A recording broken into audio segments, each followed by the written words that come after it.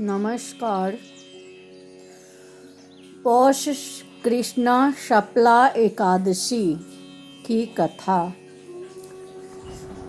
युधिष्ठिर बोले, पौष कृष्ण पक्ष में कौन सी एकादशी होती है, उसका नाम क्या है और विधि क्या है? किस देवता का पूजन होता है? हे जनार्दन, ये मुझसे विस्तार से कहिए। श्री कृष्ण बोले, हे राजन, आपको स्नेह के कारण मैं कहता हूँ। पौष कृष्ण पक्ष में जो द्वादशी युक्त एकादशी होती है, उसकी विधि लोक हित के लिए मैं तुमसे कहूँगा। इस एकादशी का नाम शुक्ला है। इसके नारायण अधिदेव है। विधि पूर्वक उनका पूजन करें। हे राजन, जो सदा एकादशी का व्रत करते हैं, वे सर्वथा मेरे प्रिय हैं। अब शुक्ला एकादशी पूजन की विधि सुनो। व्रत के दिन अच्छे ऋतु फलों से मेरा पूजन करें। शुक्ला में दीप दान विशेष उत्तम कहा गया है। रात्रि में विधि पूर्वक दीप दान करना चाहिए।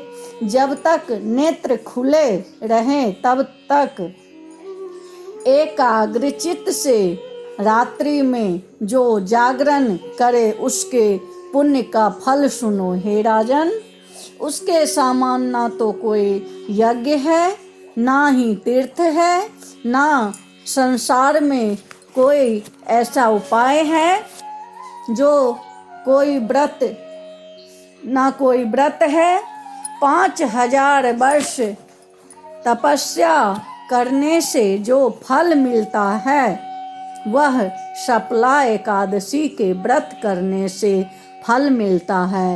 हे राजन, अब सुनो। महिष्मत राजा की चंपावती नाम की प्रसिद्ध पुरी थी। राजा के 4 पुत्र थे। उनमें लुम्पक नामक बड़ा लड़का बड़ा पापी था। वह पर स्त्रीगामी, जुआरी और वेश्यागामी था।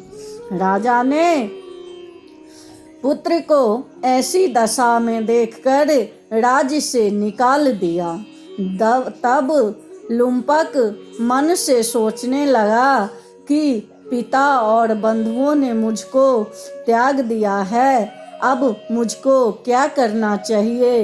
इस प्रकार चिंता करते हुए उसने विचार किया कि मैं दिन में वन में चला जाऊंगा, फिर रात को वन से आकर पुरी में रहूंगा।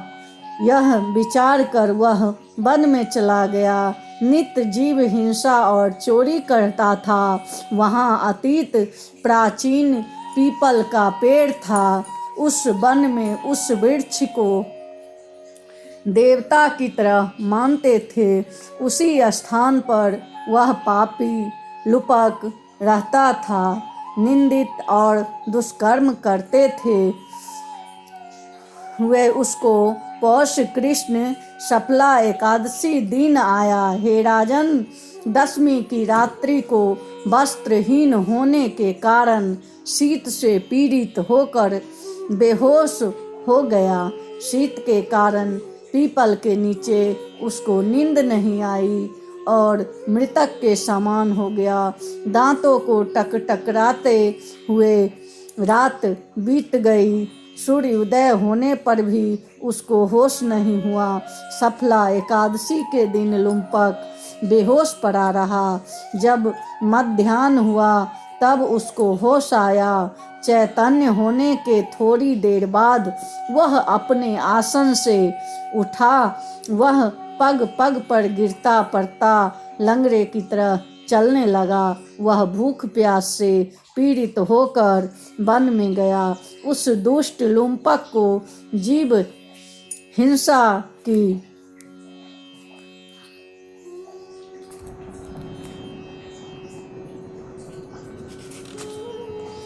शक्ति नहीं रही।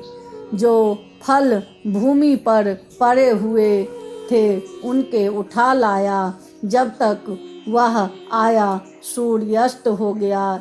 हे तात, अब क्या होगा? ऐसा कहकर दुखी होकर विलाप करने लगा। वे सब फल पेड़ के नीचे रख दिए। रात में उसको नींद नहीं आई, इससे उसका जागरण हो गया। मधुसूदन भगवान ने उन फलों का पूजन और सपला एकादशी का व्रत स्वीकार कर लिया। इस प्रकार लुम्पक ने अस्कामत व्रत कर लिया। इस व्रत के प्रभाव से भगवान प्रसन्न हुए और आकाशवाणी हुई। सूर्य के उदय होने पर पिता के पास जाकर निसंकट राज्य का उपभोग करो। और भगवान की कृपा से वह दिव्य रूप हो गया। सुंदर आभूषणों को धारण कर पिता के पास पहुंचा। उसको देखकर पिता ने निसंकट राज्य दे दिया। उसने बहुत वर्षों तक राज किया। एकादशी के दिन वह भगवान की भक्ति में लीन रहने लगा। वृद्धावस्था प्राप्त होने पर पुत्र को राजगद्दी देकर वन को चला गया। इस प्रकार से जो सपला एकादशी का व्रत करते हैं वो इस तीनों लोक में यश लेकर निसंदेह मोक्ष का प्राप्ति करते हैं और करेंगे। धन्यवाद।